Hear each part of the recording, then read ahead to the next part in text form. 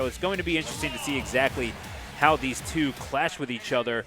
And again, 5 straight wins on loser's side. One of them is going to make it 6, and other one is going to get 86th here at Pokemon Stadium for game number 1.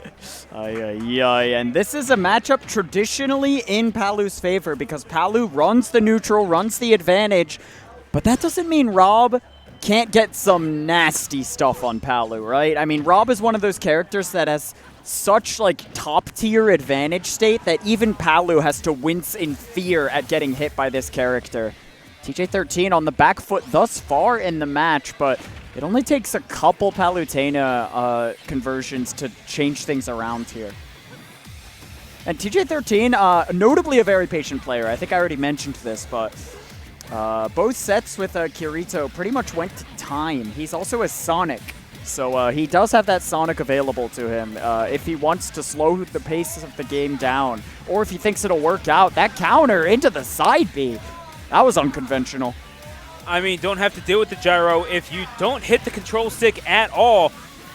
And now, as TJ13 trying to negotiate, Gelato pressing the win neutral button with that gyro.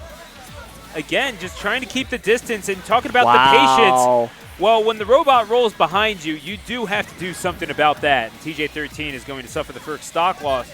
As a result, this Rob sitting at 136, you got to think that it's coming soon, but again, TJ13 has to earn that confirm.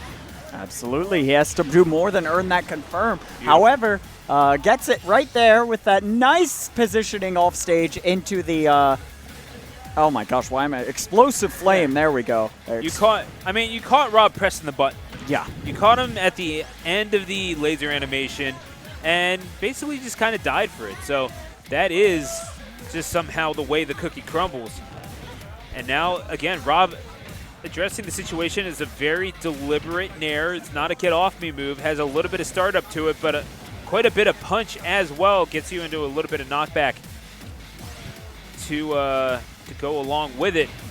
Down throw for TJ13. Again, winning, I would say, the bulk of these interactions just by being a little bit of patient. Oh, man, no. Oh, hang on. Yeah, that down tilt is always a dangerous foe to approach here, but still able to get this advantage state going. TJ13 definitely fishing for this bear. And that's the thing about Palu, right? Palu plays somewhat linearly, so it's up to the player to make creative plays there, and that's the second explosive flame that Gelato has found themselves stuck in for the stock, and you gotta think that you have to position yourself around that move. It's the number one thing you gotta do against Palu. Able to even things up back with that combo, but goodness gracious, I mean, you gotta make something happen off stage. I mean, you're getting your standard stuff if you're Gelato. I mean, you're getting the confirms into chance time and all that, except where it's not really happening for you is on flat ground. That's where you get so much mileage because Palutena does not necessarily need to run in like her life depends on it. She's not really married to jumping in either. She gets to control the range. And now if you're Gelato, you have to find a way to close down the gap and bring the initiative back to you. It's like, no, if you're going to win this, you're going to have to stop getting hit by what I am throwing at you, and it has to come from punishing those projectiles. It's just a matter of how you're going to be able to do it. Exactly, man, and the pressure's continuing here on the left side. It looks like both of these players are not willing to relinquish this stock. Rob at a bit of a healthier percent. Very dangerous situation, able to get that shield out in order to cancel the gyro effect. Huge commitments here from TJ13 trying to read these jumps. And again, you don't really think of TJ13 as a bit of a risk taker, but I mean, it's an educated guess, right? You knew that he wants to get out of the way of the explosive flame. You've kind of conditioned him to it. So obviously he's going to try to jump, but again, we've seen Gelato maybe a little roll happy, but nevertheless gets out of the way of the up smash. In that instance, the roll saving his life once more. And what else do Robs do if not shark up air underneath the platform? That is going to be Gelato taking game number 1. And well earned on his part, had to fight for it, but TJ13 simply not bringing enough to the table that time. Yeah, and this is a best of 5 set. I don't think either of these players are super familiar with that, so we're going to have to – this is going to be a test of endurance, right? Rob versus Palutena is a matchup where the Palutena player is forced to play creatively, right? Because the Rob knows exactly what Palutena wants to go for. These fairs, these nairs, these back airs. So it's up to the Rob in order to play creatively around those options, and it's more up to the Palutena to make that approach as ambiguous as possible. And I know the first thing that Yoda Cage is saying here to TJ13 is stop up smashing, stop doing that, stop it. Use up air instead. It's way better. It's way safer. I mean, yes, you're being patient with your approaches, but then you're doing these extremely committal options that you're getting punished for, and Gelato is able to find a way in. That's the tragedy of it, and now we're getting a little bit of coaching on the part of Gelato as well. So everybody coaching Gelato. We saw Lagiakai do it, now we see Jacob doing it. I like that all of the unranked players are coming together to counteract the PR coaching. You know what I mean? Right. It's just like, oh, Yoda Cage is so good. Guess what? We're going to give him 70 billion different types of advice. Too bad. TJ ain't winning this, says the unranked players. But one game's not enough. He's got to get 2 more. Exactly. In best-of-5 territory, it's not a sprint. It's a marathon. And I don't really think either of these characters are necessarily built for speed, despite all the windfall of movement options that Palutena got from the last game, at the very least, to this one. My goodness, like, why is Palutena? But oh, wait a second. Okay. Maybe a little too antsy there. Ends up getting a gyro forward throw instead of what he wanted with the recatch into nair, but sick 38% though, buddy. Yeah. So now we're seeing Gelato getting tossed around a little bit. Nice. TJ13 again. Wow. Relying a little bit on grab, and you really do want to. If you're gonna be jumping around, you're trying to break through the wall that both physical and mental that Gelato is putting up. I mean, you gotta think that some tomahawk grabs are going to come through as part of the process.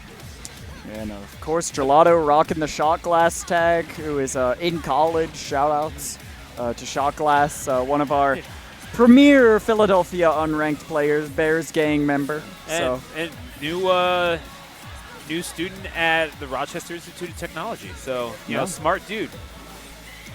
Yeah, but still, doesn't matter how good your call-outs are for your homies. You got to make this count for yourself here. Great tech there from TJ13 to stay alive. Running straight into that dash attack. The percent is still climbing for Gelato here. And yup, that down tilt will linger as long as necessary in order to secure that stock, it seems.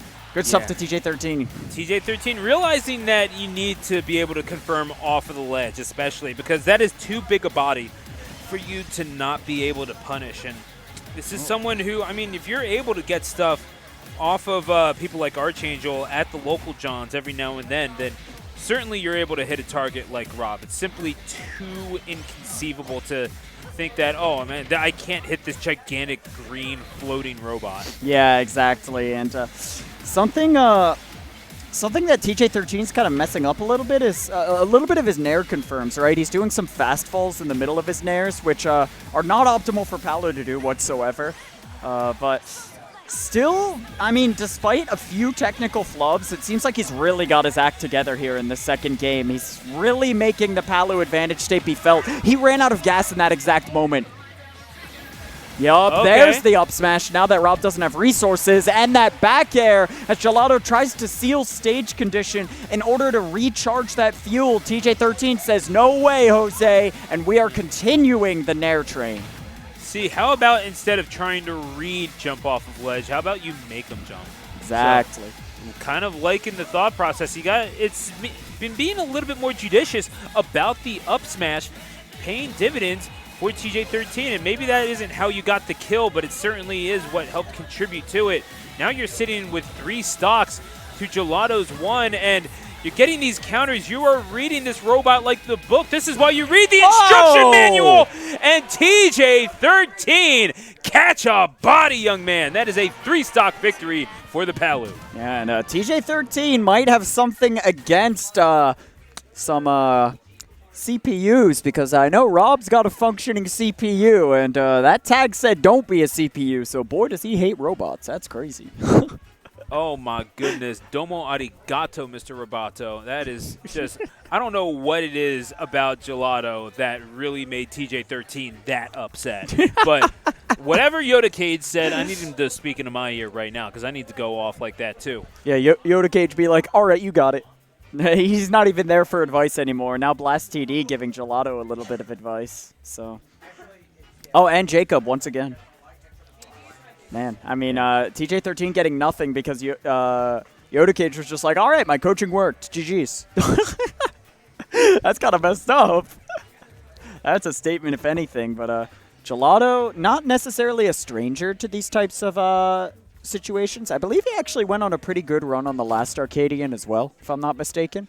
So this is a situation that Gelato's been in before. Oh, here comes Yoda Cage. Here comes Yoda Cage. Yeah. All right. Yeah, he said, just keep doing that. Good stuff. That's what he said. He left. I knew it. Oh, man. So, yeah, TJ13 looking pretty dominant in that game, too. And there's been a lot of, like, dropped games into momentum changes during this top 8, right? We saw it earlier from Laggy Akai. C-Carrot dropped a game and then was able to bring it back against Kirito. And now... Okay, still sticking to the Rob. I know Gelato has a lot of characters. Mm-hmm. If the Peach is practiced enough, I know Peaches generally do like the Palu matchup. But either way, not letting the Peach fly, just putting all faith on the robot. I get it. FD, a bit of an interesting pick here because you're not dealing with platform pressure from Palu anymore, but that means Rob doesn't get to apply that pressure either. And that is true. Trying to land on Palutena can be a difficult task, so we'll have to see how Gelato utilizes this stage to his benefit as TJ13 continues the spin cycle here. I mean, it means that you aren't getting sharked on a platform, at the very least. So how much Gelato was tempted to maybe go to a platform and getting caught by things like up smash or indeed up air in the stead. I mean, Gelato is, maybe you got to simplify the game plan. And that seems to be working out relatively okay as it keeping about even with TJ13. Certainly more even than the prior game was. Yeah, certainly more even. And TJ13 forced to go for these Tomahawk mix-ups because Gelato is safeguarding against that back air. Wow, excellent DI there to stay alive. Setting up for a laser kill with the gyro. Looking great right now for Gelato as Bears Gang pops off in the background. Okay. Gonna get the gyro. It's kind of bouncing off of the side, and now here come the Roombas. Yoop. Oh, He's just doing it, bro. That is the mashiest Rob I've ever seen. The Roomba jumps, and that's it. God, we've seen Joshathan, bro. That's that is going to be a back air that just winds up taking it. And yeah, so 2 stocks to 2. TJ13 keeping himself in this one is what I would say if that didn't just happen. Dang, Gelato getting an excellent down air there. TJ13 maybe a little too eager to poke his head toward the ledge. Gotta remember how deadly that spike is. Palutena can definitely change the momentum at the drop of a hat, but it looks like TJ13 is playing more like Game 1 TJ13. Maybe the consistency isn't quite there. Maybe Gelato just made the correct adjustments here. Or perhaps TJ13 has trouble when playing against a lead. I mean, seems to be that way, but the initial advantage that was garnered in that Game 1 certainly proved to be not all that significant because TJ13 kind of had to work against the tide that Gelato was sort of building up, and Gelato wound up taking the last 2 stocks of that game number 1 to get the lead initially. So I don't know what it is that TJ13 is kind of hung up on now, especially since that last game you were so dominant. Yeah, I know. I mean, it's very strange to see these swings in momentum. You're dead. Wow, you live. Oh my gosh. Psych. That's a huge stock for TJ, but again, he needs to rack up this percent again, and Rob is in the kill zone. See ya. Oh, but so is Palu, and that's going to be JV2. Gelato Going to go up 2-1. This is the exact response that you wanted from Gelato in terms of a 3-stock. And now we're seeing Yoda Cage and Jacob talking to their fighters yet again. Okay, just getting them into the corner, spray the water into their mouths, put the mouth guard back in. Yeah. Yeah. Yeah. I will break him. Cut me, Mick. Do it!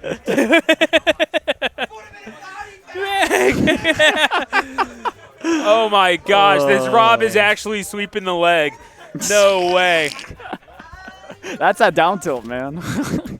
Exactly. No, that's what I'm saying. He's got the Cobra Kai never die right there, man. And still getting some coaching here from Yoda Cage, being as all-encompassing as possible as Gelato has finished receiving coaching from Jacob. Looks like we're running it back to FD, if I'm not mistaken. That's a pretty huge counter pick after you got destroyed, like literally dismantled on this stage. So, I don't know, man. Maybe the adjustments that Yoda Cage was feeding into TJ13 and the composure will be enough, but running it back to FD. All right, here we go. Immediate run-up grab. That I've never seen that work in my entire life. That's a little insane. I mean, considering what we've seen from Gelato in the past, this dude basically lives on the Philly mid. Oh, hang on a second. Got stuck between a rock and a hard place. Damage off of the jab and gyro to the tune of 84%. And Gelato, I mean, this dude basically lives on the Philly mid-tracker, more or less. This guy has gone 2-2 at quite a few of these tournaments. You would not know it from the performance he's putting together here tonight. Bro, is this my toaster oven? Because this robot cooking. Ooh, there we go. Actual rotisserie stuff happening here. And TJ13 could be the unfortunate chicken on the spools right now, but sitting at 108, Gelato. My goodness, wow. We're seeing quite a few kills off of the side. Have yet to see the side B confirmed. We're looking at it. Might be a little bit of room for a blender in that kitchen. Yeah, a little bit of room perhaps. TJ13 trying to clear the counter with this down tilt. 150% now on Gelato. Something I've noticed from TJ13, as he secures that edge guard, he is not confident in his ability to nair pressure Rob, which is very strange to me. I mean, Rob's out of shield game is not that strong, especially on cross-ups, so it's very strange that we're not seeing TJ13 go for these nairs belligerently against Rob, who's such a big body and gets sucked into that move. I mean, and the thing is, it's not like these two have really faced off. This isn't their first time facing off. Okay. Last time they did, it was 8 weeks ago at Codename Bears 342, and Gelato wound up winning that by a score of 2-1. It was the first match of the tournament for Gelato. But as we're seeing now, I mean, TJ13 trying to make these adjustments, and he is the one who's having to play up to the level of Gelato, who has been passing the test with flying colors. TJ13, however, maybe adapting himself to the situation here on FD, but you're still getting up into the down smashes, and Gelato finds himself on the cusp of the next round. It's one stock for TJ13 to work with. Certainly within kill percent, but you got to make it happen. It's now or never. No. Yeah, already the pressure rising after that very, very poor commitment from TJ13, going off stage with a fair, but that down tilt to fair is going to seal things out, contrary to what made him lose that stock. And Gelato fencing with these back airs. The gyro pressure is enough. And you'd hate to see the stock drop like that. But at the end of the day, it's part of the game as Rob beats his chest like a gorilla, securing his way into a match against Jacob.